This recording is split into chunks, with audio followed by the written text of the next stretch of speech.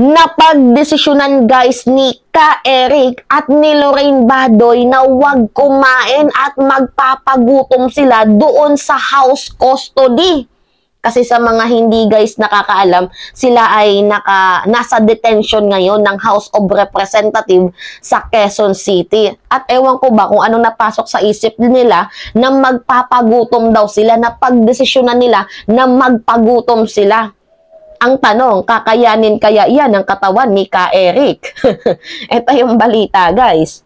Badoy, Celis go on hunger strike while in house custody.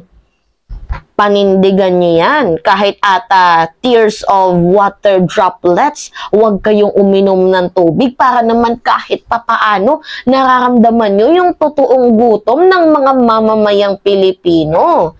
'Di ba? Sumusweldo kayo ng 100,000 per month. Tapos, dapat tama lang naman na maranasan nyo kung ano yung na-experience ng 2.9 million ng mamamayang Pilipinong average na nagugutom sa bansang Pilipinas. Ito yung balita guys, oh. Badoy, Celis go on hunger strike while in house custody. Basahin natin. SMNI program anchors Lorraine Badoy and Jeffrey Ka Eric Celis have decided to go on hunger strike amid their detention at the House of Representatives in Quezon City. So, okay, yung hunger strike pala na gagawin nila is a way of protest. So, hindi sila kakain para alam ng mamamayang Pilipino, yun ho yung kanilang way ng pagpoprotesta. Magpapagutom pala sila. Ang galing-galing. Ang galing-galing. Magpapagutom. Anyway, basahin pa natin. This was confirmed in a statement sent by Badoy to the Manila Bulletin on Wednesday morning, December 6. And so today, I am joining Ka Eric. Si Ka Eric pa talaga ang unang nakaisip ng hunger strike na hindi kakain. Ang tanong kung kakayanin ng katawan mo. Laki-laki ng katawan mo, ewan ko lang kung kakayanin niyang tinatawag niyong hunger strike na yan. So ngayon, sabi niya, I am joining Ka Eric in a hunger strike to protest yesterday travesty that was directed offshoot of the infiltration of the CPP, NPA, and DFNs inside the Congress and to also hold those in power accountable to the Filipino people. Sabi yan ni Badoy. Ito yung balita guys, basahin natin sa kasi mas maganda, sa Impact Leadership. Dalawang nagpapagutom versus sa 2.9 million na totoong gutom. So tama lang naman guys para sa akin na maranasan nila kahit papaano, yung kahit man lang 2 araw, na hindi kayo kumain, para naman maranasan nyo yung totoong feelings ng mga Pilipinong literal na nagugutom, na sila nagkakayod kalabaw para meron silang kitain pero hindi sapat, nagkakagutom-gutom pa sila. Kayo nagpakalap lang ng fake news, meron kayong 100,000 per month. Nakakaloka naman. Kakaiba na talaga yung ikot ng mundo. Kung sino yung merong ginagawang masama sa ating bayan, sila tong kumikita ng mas malaki. Anyway, SMNI program host and fake news peddler Lorraine Badoy and Jeffrey Ka Eric Celis, who are paid 100,000 monthly, have decided to go on a hunger strike amid their detention at the House of Representatives. Meanwhile, guys, the National Social Weather Survey conducted from June 26 to 29, 2002, the last under the administration of President Rodrigo Roa Duterte, found that 11.6% of the Filipino families, or an estimated 2.9 million, experience involuntary hunger. So, yung 2.9 million people na yan yung mga taong nakaka-experience ng literal na nagugutom.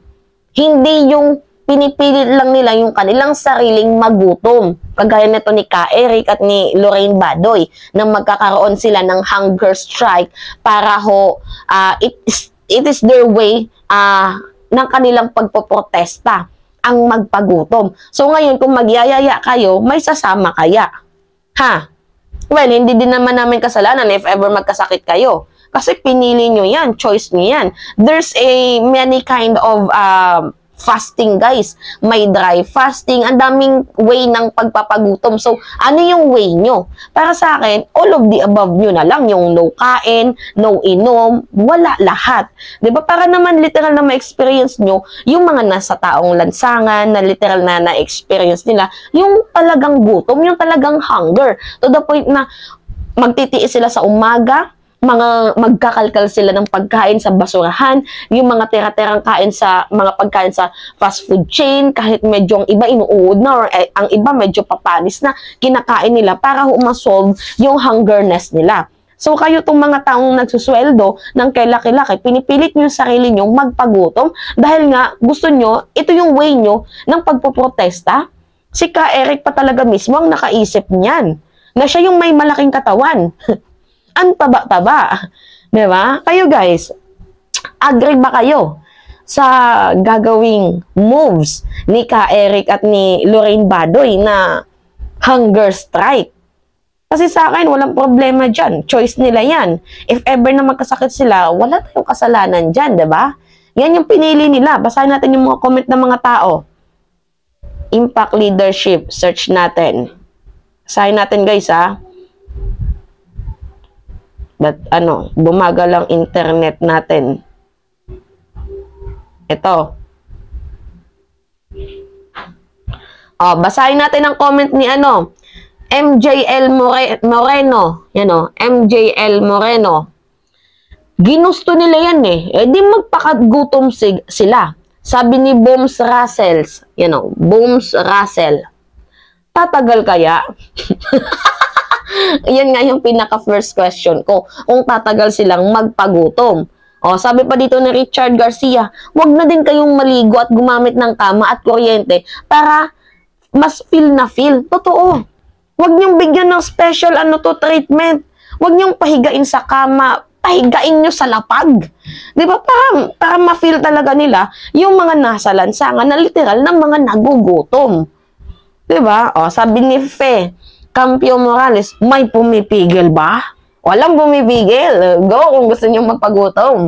Hindi kami dumi-disagree. Go ahead, magpagutom kayo. Ang tanong lang dito, kung tatagal kayo sa ginagawa niyong kalokohan. Diba? Lakas ng loob, sabi ni Umboy Buendia. Lakas ng loob. Sanay sa intimate fasting ang dalawang yan. Sabi naman ni Jeff Gascon, tampo yarn.